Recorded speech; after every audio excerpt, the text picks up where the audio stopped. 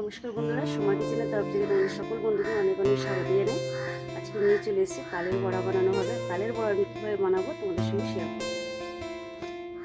তাল নিয়েছি, তালটাকে ভালো করে ছাড়িয়ে নেবো। আর নিয়েছি নারকোল একটা, তালটা ছাড়ানো হবে। আর তালটা দেখো কতটা পরিমাণে কালো, আর কালো তালে বেশি মিষ্টি হয়। ছাড়ানো হয়ে গেছে, এটাকে ভালো করে আমি মাখিয়ে নেবো। তার জন্য জল নিয়ে নিয়েছি।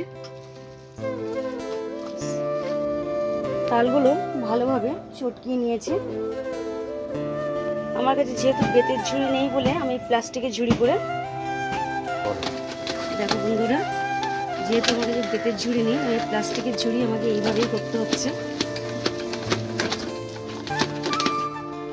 অনেকটা হয়ে গেছে। দেখো বন্ধুরা, তাল ছানা হয়ে গেছে। আর এবার যে উপকরণ দেবো সেগুলো তোমাদের সাথে দেখাবো। নিয়েছি নারকোল, আর এখানে নিয়েছি ময়দা 100 গ্রাম মতন, চালের গুঁড়ো 150 গ্রাম মতন, আর নিয়ে নিচ্ছি অল্প করে সুজি, আর স্বাদ অনুযায়ী চিনি, আর দিয়ে দেবো অল্প করে নুন।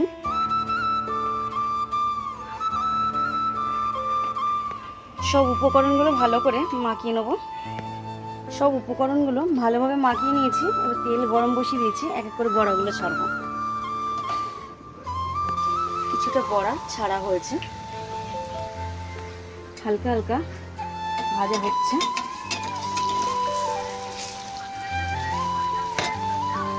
তালের বড়া হয়ে গেছে, নামিয়ে নেবো। বন্ধুরা, তালের বড়া কমপ্লিট হয়ে গেছে।